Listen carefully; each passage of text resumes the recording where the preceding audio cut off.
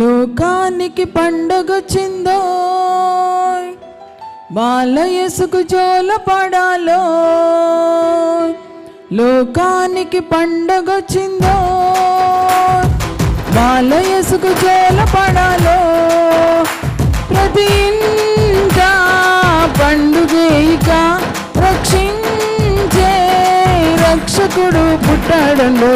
నీతి సూర్యుడు రాజుల రాజు, నీతి సూర్యుడు రాజుల రాజు. లోకానికి పండగొచ్చిందో, బాలయేసుకు జోల పడాలో. లోకానికి పండగొచ్చిందో, బాలయేసుకు జోల పడాలో.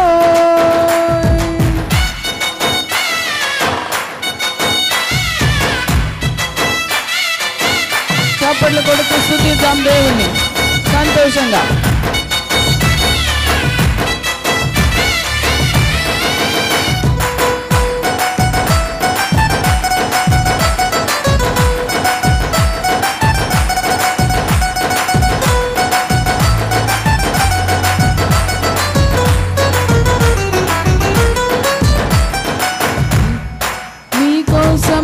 కోసం పుట్టిన యేసుడు రవికోటి తేజుడు, పాపాలను శాపాలను తీర్చే నాథుడు.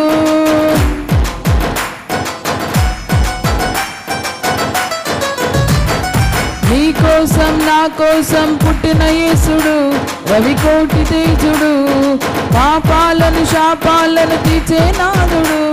యెహోవా సుతుడు ఆరాధనీయుడు, యెహోవా సుతుడు ఆరాధనీయుడు. నీ పాపం నా పాపం పరిమార్చు దేవుడు, నీ పాపం నా పాపం పరిమార్చు దేవుడు. లోకానికి పండగొచ్చిందో, బాలయేసుకు జోల పడాలో. లోకానికి పండగొచ్చిందో, బాలయేసుకు జోల పడాలో.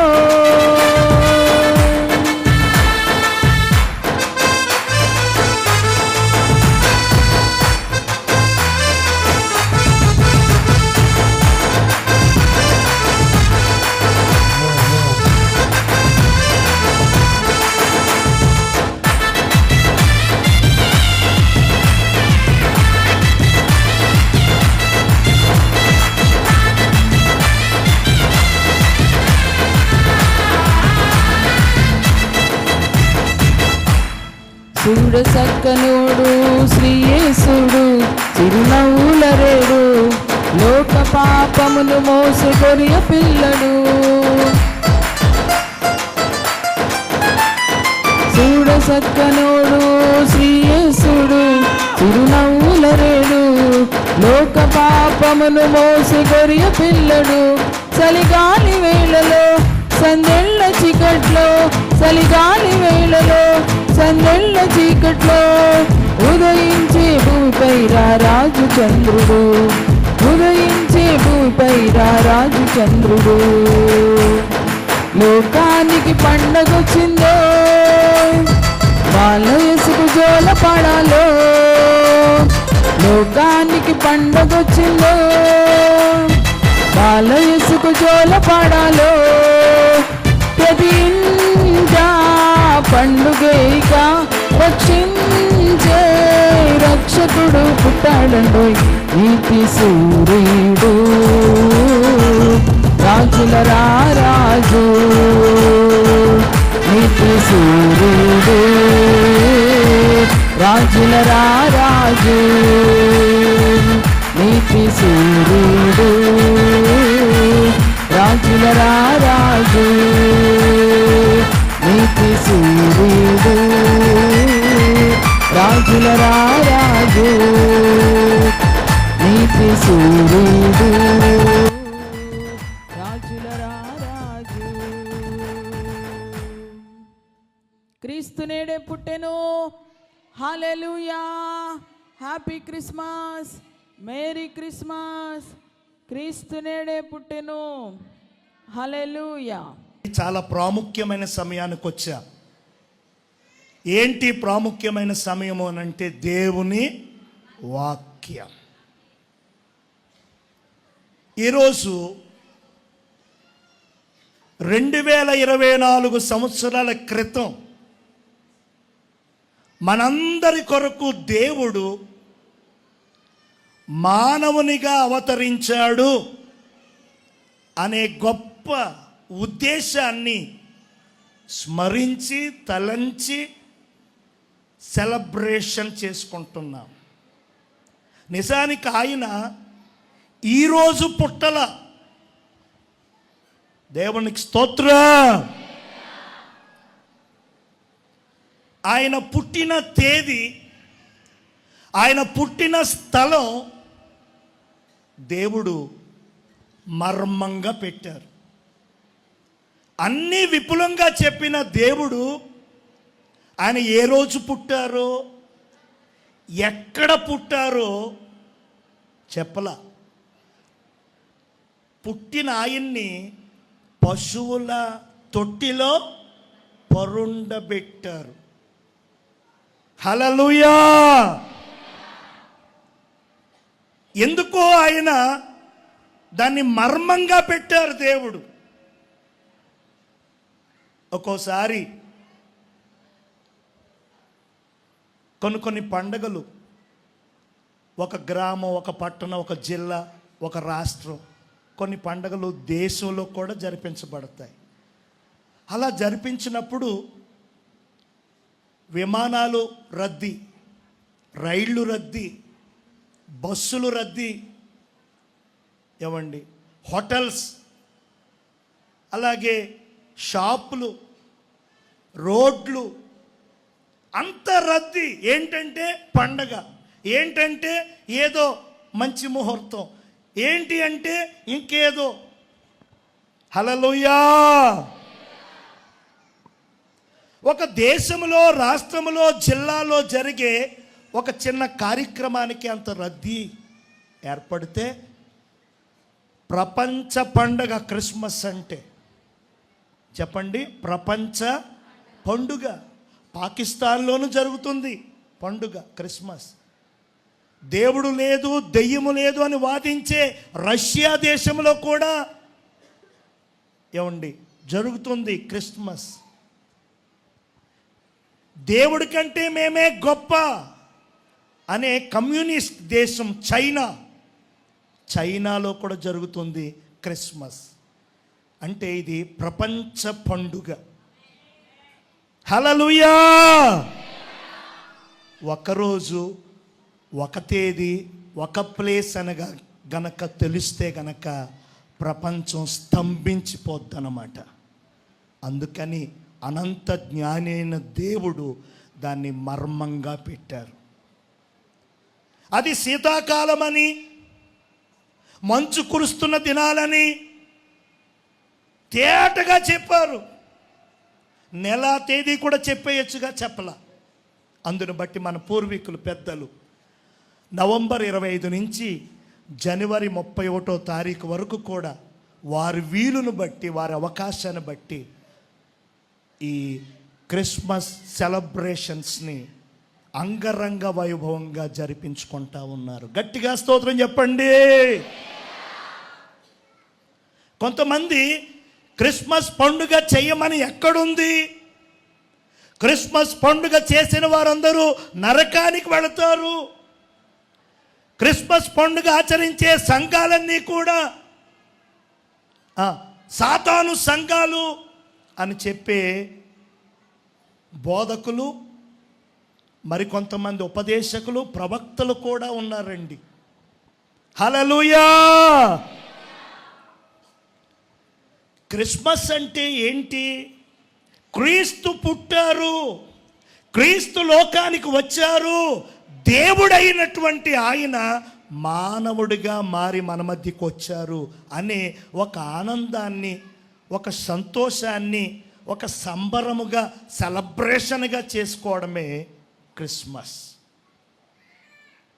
నేను మీకు చెప్తాను, మీరు మనసులో పెట్టుకోండి. క్రిస్మస్ చేస్తే తప్పు అని బోధించే బోధకులు వారి పిల్లల బర్త్డేలు మాత్రం చాలా కాస్ట్లీగా చేస్తున్నారు. ఏవండి, వారి పిల్లల బర్త్డే సంవత్సరం జరిగే బర్త్డేకి, ఒక బర్త్డేకి నేను అయ్యగారు వెళ్ళాం. ఎప్పుడో 7-8 సంవత్సరాల క్రితం ఒక పాస్టర్ గారి అబ్బాయి బర్త్డే. నేను అన్నీ చెప్పను కానీ ఒక విస్తరకి 1500 అంట ఎస్టిమేట్. 1000 మంది పాస్టర్లకు ఆహ్వానం, 1000 మందికి భోజనాలు పెట్టడానికి కాంటాక్ట్ ఎంత అంటే 15 లక్షలు. అంటే ప్లేట్కి ఎంత? 1500. వారి అబ్బాయి పుట్టినరోజు కోసం ప్రతి సంవత్సరం కూడా అంత ఖర్చు పెడుతున్నారు ఆయన. కానీ లోకాన్ని ఉద్ధరించటానికి, సర్వమానవాళిని రక్షించటానికి, సర్వమానవాళిని కూడా విమోచించటానికి దేవుడు మానవుడై, ప్రభువు దాసుడుగా మారి, శ్రీమంతుడు దరిద్రుడుగా అయిపోయి, అదృశ్యుడైనటువంటి దేవుడు దృశ్యుడుగా మారి,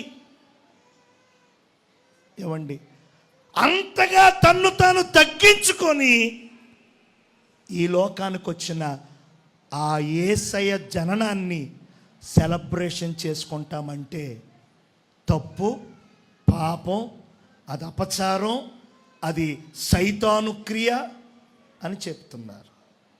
ఆలోచించండి. దేవునికి స్తోత్రం. క్రిస్మస్ పేరుతో తాగి తందనాలు, డ్యాన్సులు, రకరకాల పిచ్చి పిచ్చి చర్యలన్నీ చేసి అవమానం చేసేటువంటి బిడ్డలు కూడా ఉన్నారు, లేకపోలేదు. క్రిస్మస్ పేరుతో త్రాగడం, క్రిస్మస్ పేరుతో అతిగా తినడం, క్రిస్మస్ పేరుతో ఓవర్గా ఏవేవో చేయటం కూడా జరుగుతూ ఉంది. హల్లెలూయా.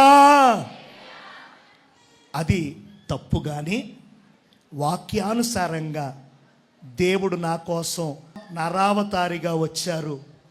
ఆ దినాన్ని నేను స్మరించుకుని నేను సంతోషిస్తున్నాను, నేను సాగిలు పడుతున్నాను, నేను ఆరాధిస్తున్నాను, ఆయన్ని బట్టి నేను సంతోషిస్తున్నాను, ఆయన వార్త నలుగురికి చాటుచున్నాను, ఆయన ప్రేమ నేను కూడా ఇతరులకు పంచుచున్నాను అని చెప్పటంలో ఎటువంటి తప్పు లేదు. హల్లెలూయా. రైట్.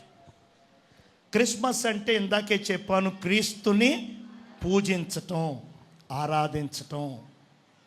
క్రీస్తునే పూజించాలి. క్రీస్తు మాత్రమే దేవుడు. హల్లెలూయా. అయితే ఈ క్రిస్మస్ అనేటువంటి ఈ మాటకి ఇంగ్లీష్లో 9 అక్షరాలు ఉన్నాయి. చెప్పండి, ఇంగ్లీష్లో ఎన్ని పదాలు ఉన్నాయి? 9. Christmas, CHRISTMAS.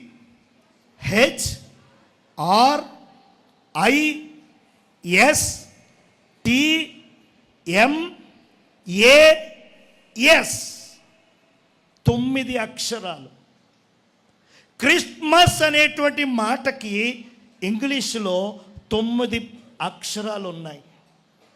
ఒక్కొక్క అక్షరం ఒక్కొక్క అర్థాన్ని ఇస్తుంది. క్రిస్మస్ అనేది క్రీస్తుని ఆరాధించుట, క్రీస్తుని పూజించుట అని మనం ఒక్క మాటలో చెప్పినా ప్రతి అక్షరం కూడా ఒక్కొక్క అర్థం. అదేంటో నేను చాలా స్పీడ్గా చెప్తాను. దేవునికి స్తోత్రం. ఒకటి సి. సి అంటే ఏంటంటే కాలింగ్. చెప్పండి. పిలవటం. క్రిస్మస్లో ఉన్నటువంటి మొదటి సి, నిన్ను దేవుడు పిలుచుచున్నాడు. హల్లెలూయా. దేవుని స్వహస్తాలతో తయారు చేయబడిన ఆది తల్లిదండ్రులు దేవుడు వద్దన్న పని చేసి మహిమను పోగొట్టుకుని దిగంబరులమని తెలుసుకుని చెట్ల చాటుకు వెళ్ళి దాక్కున్నారు. రమ్మంటే రావట్లా. మాకు భయం వేస్తుంది, మాకు సిగ్గుగా ఉంది, మేము బోడళ్ళతో ఉన్నాం, మేము దిగంబరులుగా ఉన్నాం, మాకు అదోలా ఉంది అంటున్నారు చెట్ల చాటున ఉండి. దేవుడు అంటున్నాడు, ఆదామా నువ్వెక్కడ అంటే ఆదాము అవ్వలు ఎక్కడ దాక్కున్నారో తెలియక నీ అడ్రస్ ఎక్కడ అనట్లా, ఎక్కడ ఉండాల్సిన వాడవు ఎక్కడ ఉన్నావు. బైబిల్లో లేదు కానీ చరిత్రకారులు చెప్తారు, ఆదాము ఒక తొడ మీద, హవ్వమ్మ ఒక తొడ మీద, దేవుని తొడల మీద, దేవుని భుజాలపైన చేతులు వేసుకుని కూర్చునేవారంట. అలాంటి ఉన్నతమైన స్థితిలో ఉన్నటువంటి వారు కాని పని చేసి దేవుని ఎదుటికి రాకుండా దాక్కుంటున్నారు. భయం వేస్తుందయ్యా, మేము బోడిగా ఉన్నాం, మాకు భయం వేస్తుందని చెబుతుంటే, ఏమండి అలా దూరం అయిపోయిన, భయంతో బిక్కుబిక్కుమంటున్నా, వస్త్రాలు పోగొట్టుకున్న, మరణానికి చేరువలో ఉన్న వారిని పిలవడం కోసం యేసయ్య వచ్చాడు. దేవునికి స్తోత్రం. సి అంటే కాలింగ్, నిన్ను పిలవడం కోసం యేసయ్య వచ్చాడు. హల్లెలూయా. క్రిస్మస్ నిన్ను పిలుస్తుంది, దేవుని చెంతకు రా, దేవుని వద్ద నివసించు, దేవునితో మమేకమవు. హల్లెలూయా. చాలా మంది దేవుడు ఎక్కడోనండి మేమిక్కడండి అంటున్నారు. లేదు, దేవుడు నీతో ఉండాలి, నీవు దేవుడితో ఉండాలని నా యేసయ్య కోరుకుంటున్నాడు. దేవునికి స్తోత్రం. ఆయన ఎక్కడెక్కడో కాదు, నీలో ఉండడానికి, నీతో ఉండడానికి ఇష్టపడుతున్నాడు.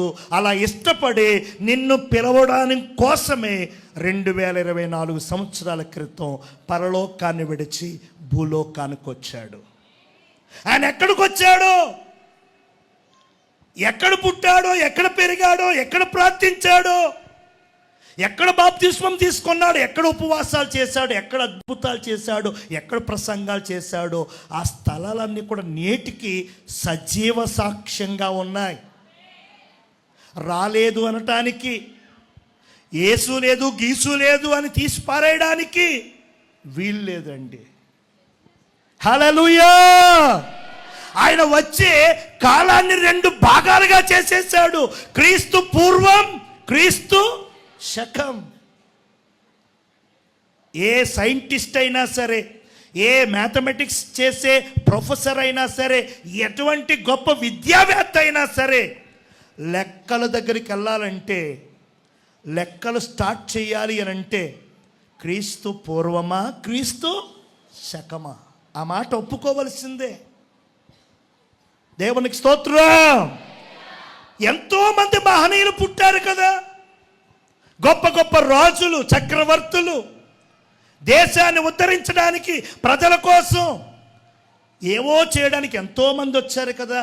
మరి వారెవరి పేరున కాలం విభాగింపబడలేదు, మరి యేసుక్రీస్తు పేరున మాత్రమే కాలం విభాగింపబడింది. వై? ఎందుకు? ఎందుకనంటే ఈయన చరిత్ర పురుషుడు గనక. దేవునికి స్తోత్రం. హల్లెలూయా. నిన్ను తన దగ్గరికి పిలవటానికి, నిన్ను తనతో కలుపుకోవడానికి, నీతో ఆయన ఉండడానికి, నీలో ఆయన నివసించటానికి ఇష్టపడి నిన్ను పిలవడం కోసం ఆయన వచ్చాడు. అదే క్రిస్మస్. హల్లెలూయా. 2వ పదం హెచ్. హెచ్ అంటే హీలింగ్. చెప్పండి. హీలింగ్ అంటే స్వస్థపరచటం, బాగు చెయ్యటం. చెప్పండి. బాగు చేయటం. శరీరానికి వ్యాధి, ఏమండి, మనస్సుకు వ్యాధి, ఆత్మకి కూడా వ్యాధి. హల్లెలూయా. ప్రాణానికి, శరీరానికి, ఆత్మకి కలిగిన ఆ వ్యాధి, ఆ రోగం, ఆ బలహీనత, ఆ జబ్బు, ఆ జాడ్యం తీసివేయడానికి యేసయ్య వచ్చాడు. గట్టిగా స్తోత్రం చెప్పండి. వైద్యులకే వైద్యుడాయన, పరమ వైద్యుడాయన. వైద్యులకే వైద్యుడు. మన దగ్గర డబ్బులు తీసుకుంటారు. మీకెందుకు మేము చూసుకుంటాం, మీకెందుకు మేము చేస్తామంటారు. మన దగ్గర ఎంతవరకు లాగిస్తారో అంతవరకు లాగించి చివర్లు అంటారు, మేము చాలా ప్రయత్నం చేశాం కానీ మా వల్ల కాలేదు, చనిపోయారు అని శవాన్ని అప్పగిస్తారు. మన దగ్గర డబ్బు కట్టలు లక్షలు కట్టించుకుంటారు. ఏం భయపడొద్దు, మా దగ్గర అవి ఉన్నాయి, ఇవి ఉన్నాయి, అక్కడి నుంచి వాళ్ళని రప్పిస్తా, ఇక్కడి నుంచి ఈ ఎక్విప్మెంట్ రప్పిస్తా అంటారు. ఎంత అంటే అంత కడతాం, ఏమంటే అది చేస్తాం. చివరికి శవాన్ని అప్పగిస్తారు మనకి. కొన్ని బాగు చేయగలరు ఈ వైద్యులు, కొన్ని బాగు చేయలేరు. మరి మనసుకు కలిగిన రోగం, హృదయానికి కలిగిన బలహీనత, వ్యాధి, దేవుడు ఏమన్నాడు? హృదయము అన్నిటికంటే అది చాలా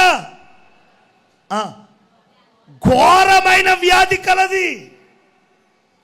ఒకవేళ అంత గొప్ప వైద్యుడైనా శరీర సంబంధమైన రోగాన్ని బాగు చేయొచ్చు, మరి హృదయాన్ని, చెడిపోయిన మనస్సుని ఎవరు బాగు చేస్తారు?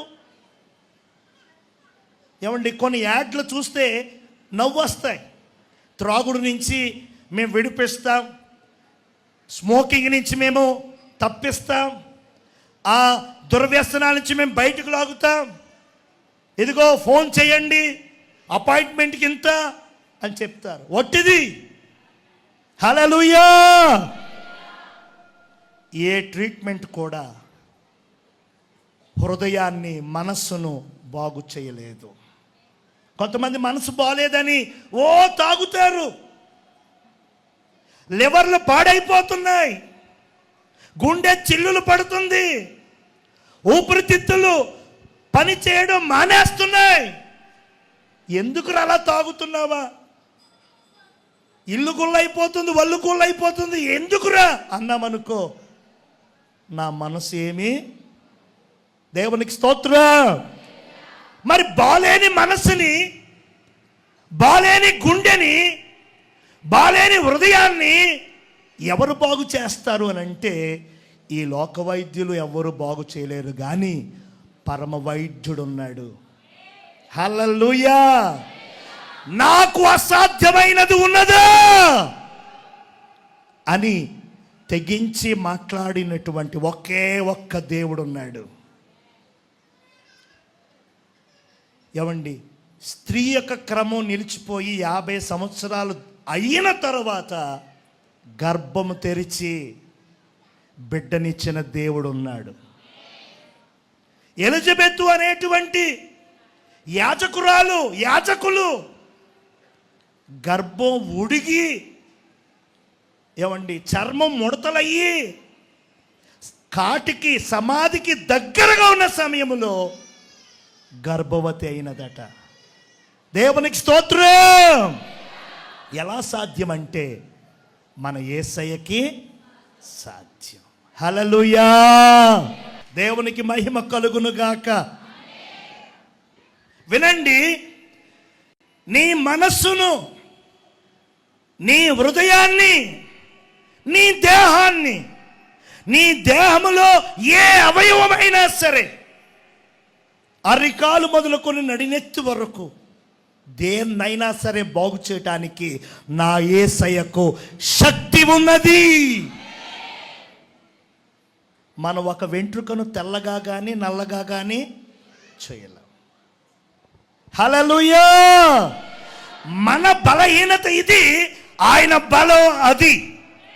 అంత గొప్ప దేవుడు ఆయన ఎందుకు వచ్చాడో తెలుసా ఈ లోకానికి?